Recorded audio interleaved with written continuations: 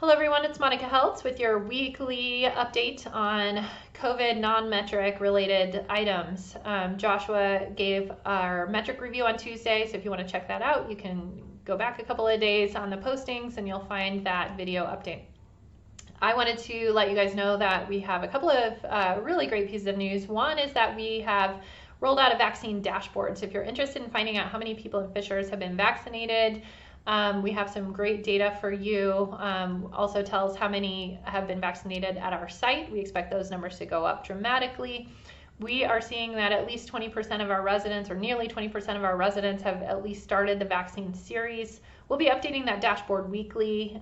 You can find it on our website on our vaccine tab as well as our data dashboard tab. So check that out, it's pretty great. Also wanted to let you know that we received some exciting news yesterday that we will be transitioning from Moderna to Pfizer. This is great news because it means we get more vaccines. We'll be able to vaccinate more of you at our site at 116th and Brook School, so hopefully you can check that out. We'll be adding those appointments very soon.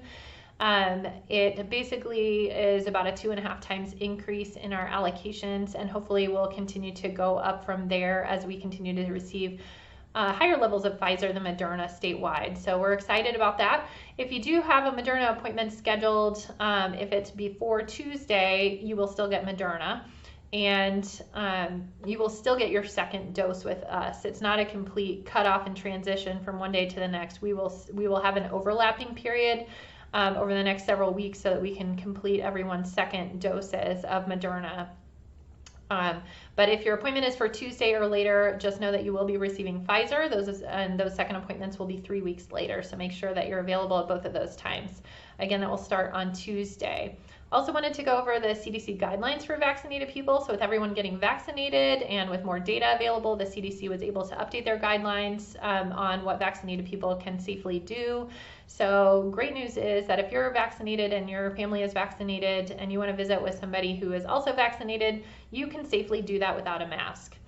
If you're vaccinated or your family grouping is all vaccinated and you want to visit with another family grouping who is unvaccinated and who is low risk, if everyone in that family is low risk, you can safely do that without a mask. So this means grandparents, if you got vaccinated, you can go hug those grandbabies all you want, and you can feel like you are safe to do so.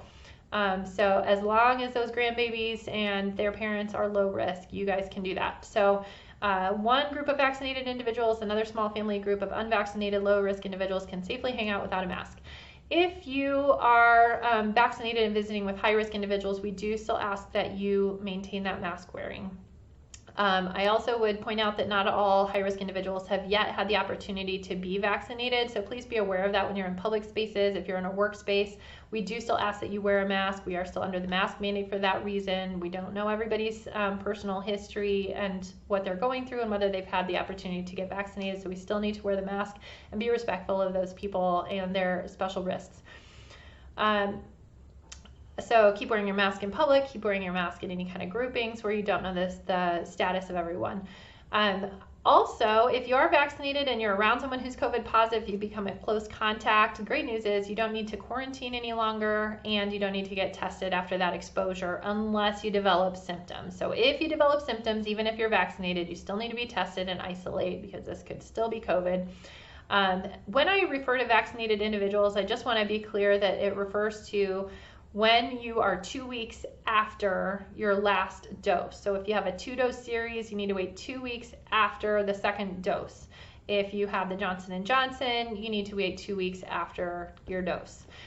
So that is what it means to be fully vaccinated, and that is when these guidelines apply, not before. So keep that in mind. I wanted to go over a couple of things with travel, with spring break coming up. The CDC has some great travel guidelines out there. For any of you who are traveling, it is not actually recommended to travel. They do recommend that if you must travel, you vaccinate first if at all possible.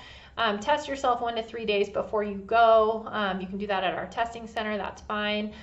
Continue to wear your mask, avoid crowds. They also recommend that you test 3 to 5 days after your return and that you self-quarantine for 7 days. So those are the CDC recommendations. And also I wanted to let you know that if you happen to be traveling internationally, you will not be able to get back in the US unless you can get a test in that country within a certain time frame of your travel, of your return travel. So keep that in mind in your travel plans if you're going internationally. Also want you to be aware of any of the variants that are circling. The B117, the UK variant is circling right now. It is going up. We have 30 cases in Indiana, so not a lot, but there are 690 in Florida right now, which is 19% of all the cases in the United States. We are finding that it is spreading easily. 690 is not a lot. However, that is they are only testing a very small portion of the samples. So keep that in mind as well. We do know that it has spread much more quickly. So please use those cautionary tactics, wear masks, distancing, sanitizing. If you happen to be going to Florida especially, please don't be having any spring break parties in large crowds if you can help it. That is how we don't end the outbreak. So that's your update. Hope you guys take care. We'll see you again next week. Have a fantastic weekend. Enjoy the warm weather. Thanks so much, everybody. Goodbye.